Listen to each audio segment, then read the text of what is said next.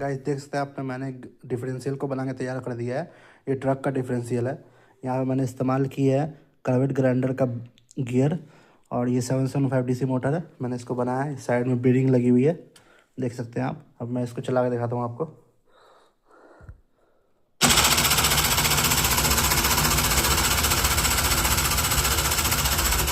इसमें बहुत ही टॉर्क है, टॉर्क इसमें बहुत है।